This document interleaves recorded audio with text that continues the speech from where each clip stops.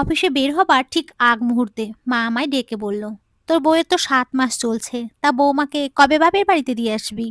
আমি কিছুটা অবাক হয়ে মাকে বললাম, ঠিক বুঝলাম না মা, এই অবস্থায় শ্রাবণীকে মানে আমার বউ বাপের বাড়িতে দিয়ে আসবো কেন? মা তখন বলল, দেখ, আমাদের বংশের একটা নিয়ম হলো বাড়ির বউয়ের প্রথম সন্তান বাপের বাড়িতে হয়। প্রথমবার বাচ্চার মা হবে বলা তো যায় না কখন কি হয়। কিছু একটা হলে দেখা যাবে তোর শ্বশুরবাড়ির লোকজন আমাদেরকেই দায়ী করবে। আমি মাকে বললাম, মা, তুমি তো জানোই আমার শ্বশুরবাড়ি গ্রামে। তাছাড়া ওদের বাসা থেকে হাসপাতাল মানে ক্লিনিক অনেক দূরে। আল্লাহ না করুক দেখা গেল শ্রাবণীর কোনো সমস্যা হলে ওরা সময় মতো হাসপাতালে নিয়ে যেতে পারবে না। তার চেয়ে শ্রাবণী এখানেই থাকুক। তাছাড়া শাশুড়ি বেঁচে থাকলে একটা কথা ছিল, এই অবস্থায় ও বাপের বাড়িতে গেলে ওর দিকে কে খেয়াল রাখবে? আমার কথা শুনে মা বিরক্ত হয়ে বলল, জানিস বাচ্চা হলে কত টাকা খরচ হয়? আজকাল মেয়েরা তো নবাবজাদি হয়ে গেছে, একটু ব্যথাও সহ্য করতে পারে না। তাই ব্যথা ওঠার আগেই পেট কেটে বাচ্চা বের করে ফেলে। তাছাড়া এইসব সিজার করতে অনেক টাকা পয়সা লাগে। তাই আমার কথা মতো বৌমাকে ওর বাপের বাড়িতে দিয়ে আয়।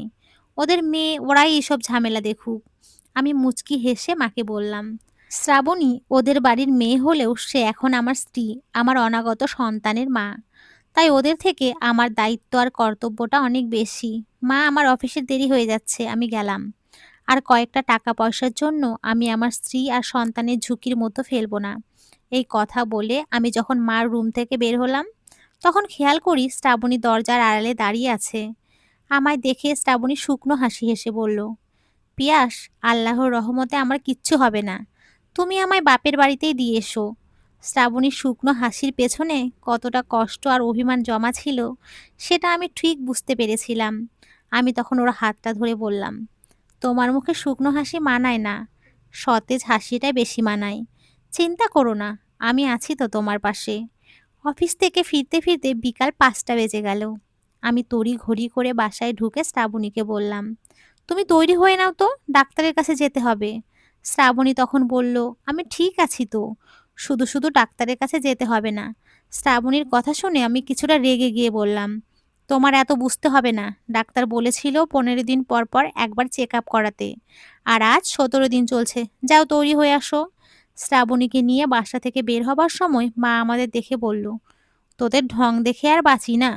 আমিও 2 সন্তানের মা হয়েছি, আমার কখনো 2 দিন পর পর ডাক্তারের কাছে তোদের মতো দৌড়াদৌড়ি করতে হয়নি। মার কথা শুনে আমি হেসে বললাম, মা, দরজাটা লাগিয়ে দাও, আমাদের আসতে 1 ঘন্টার মতো দেরি হবে। ডাক্তারের চেম্বারের সামনে যখন বসেছিলাম তখন খেয়াল করি শ্রাবণী মাথা নিচু করে নীরবে চোখের জল ফেলছে।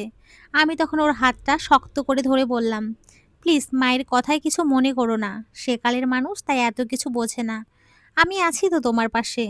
অফিসের বস অ্যাপ্লিকেশনটা হাতে নিয়ে পড়ে আমার দিকে তাকিয়ে বললেন, বাচ্চা হবে আপনার স্ত্রীর আর আপনি ছুটি চাইছেন 1 মাসের, ব্যাপারটা কি? আমি বসকে বললাম, স্যার, আমি এখন থেকে পুরোটা সময় আমার স্ত্রীর পাশে থাকতে চাই। বস কিছুটা অবাক হয়ে বলল, তাই বলে 1 মাসের ছুটি আমি আপনাকে কিভাবে দেব?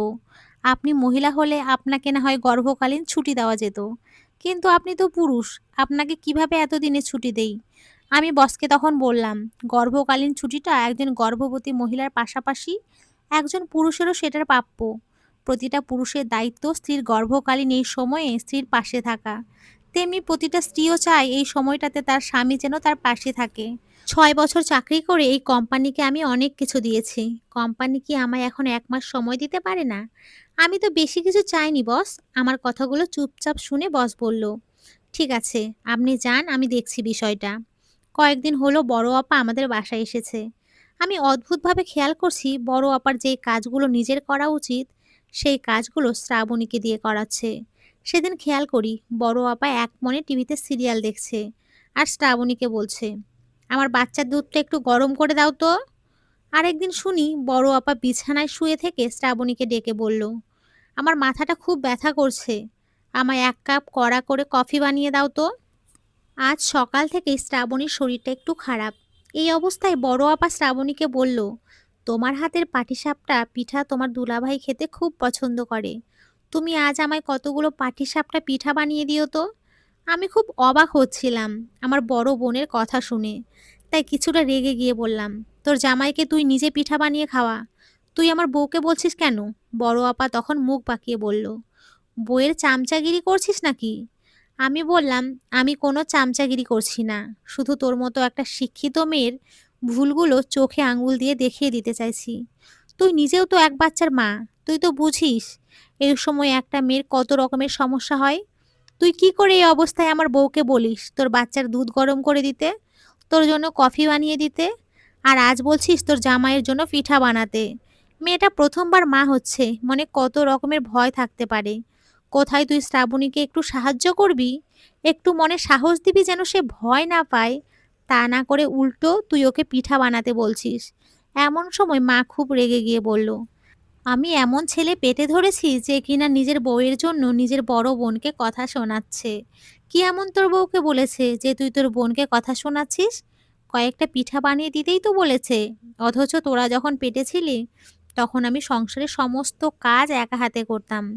আমি মার দিকে তাকিয়ে হেসে বললাম, মা, আমার বোন যখন প্রেগনেন্ট ছিল তখন তুমি 5 মাস যেতে না যেতেই আপাকে শ্বশুরবাড়ি থেকে আমাদের বাসায় নিয়ে এসেছিলে, যাতে আপার ওখানে সংসারে কোনো কাজ করতে না হয়।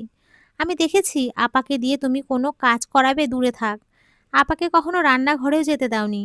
সেই তুমি ছেলের বউয়ের বেলায় এতটা বদলে গেলে। আমি যখন মা আর আপাকে কথাগুলো বলছিলাম তখন শ্রাবণী আমাকে বারবার থামতে বলছিল।